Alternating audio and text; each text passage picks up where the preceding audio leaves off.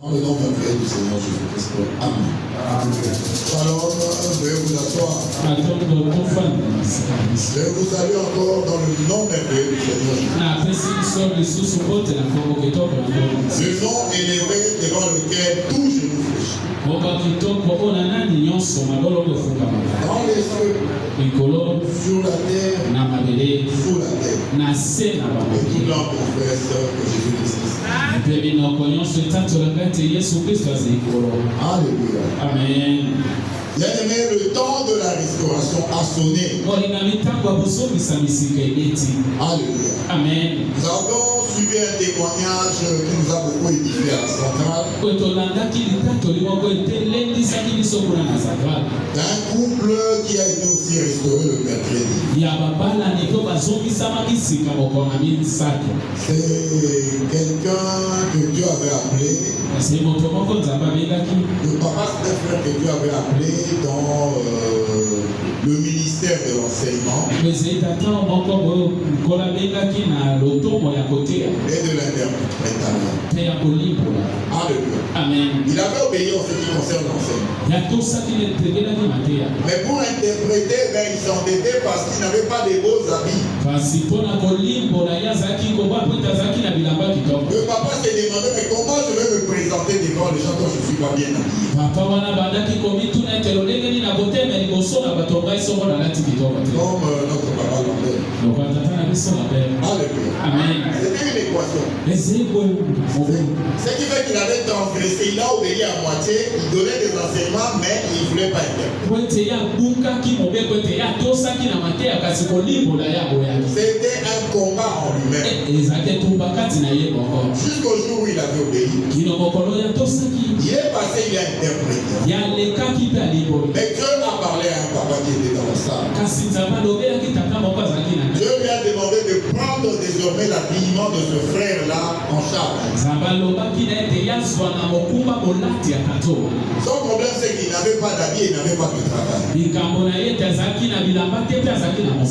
Lorsque ce papa-là a obéi, il a interprété, il y a un autre papa à qui Dieu a parlé, qui lui a dit que le Seigneur m'a dérangé pendant que tu étais en train d'interpréter.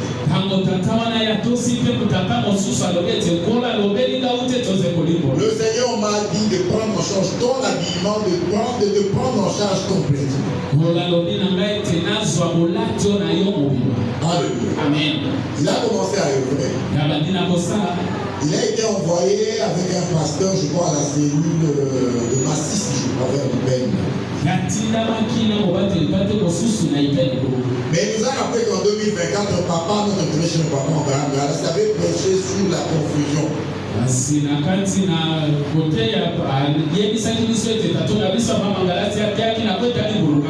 Et en 2025, ses frères est entré dans la confusion. Malgré les merveilles de Dieu, il s'est décidé de quitter l'église. Il a commencé à recevoir des messages qui doivent rentrer. Il a commencé à avoir des songes qui doivent rentrer. Et même les frères et les sœurs de l'église où il était allé, les frères, eux ont eu aussi les messages que lui doit rentrer à l'église.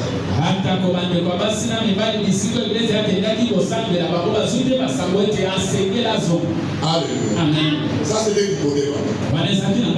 La maman c'est celle qui s'opposait vraiment à ce que le puisse rentrer à l'église.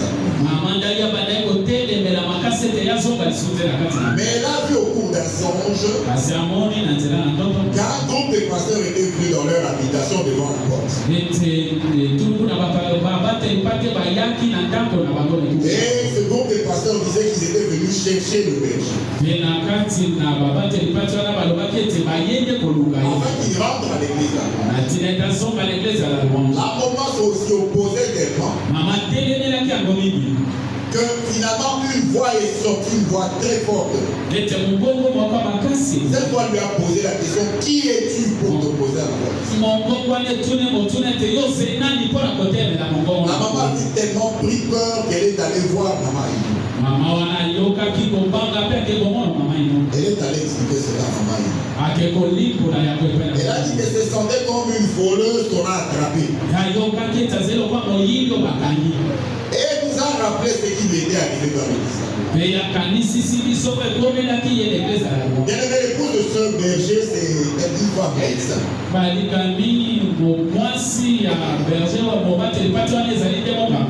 Elle était atteinte de cancer de sang. Alléluia. Amen. Il y a déjà un gonflement, il avait déjà un gonflement au sein et il y avait du pus qui sortait de son sein.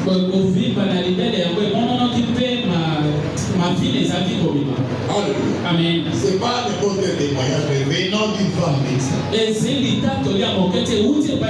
Et un jour, maman Françoise avait organisé un séminaire à l'UPM.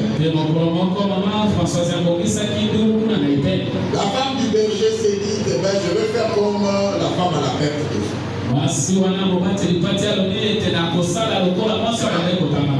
Alléluia. Amen. Et elle est allée toucher, maman Françoise, je crois, avait une sorte de foulard sur elle. Elle a touché ses foulards et elle a présenté sa foi. Elle a fait un acte de foi que Seigneur, je crois qu'en touchant à la vie de ta servante, je serai guéri.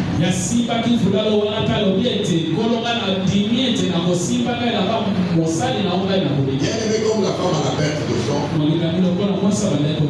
elle a été guérie de son sein qui faisait déjà couler du pus. Elle a été quasi instantanément guérie. Mais malgré cela, elle s'était décidée de quitter l'église. Et le mercredi du mariage, le mercredi de la restauration,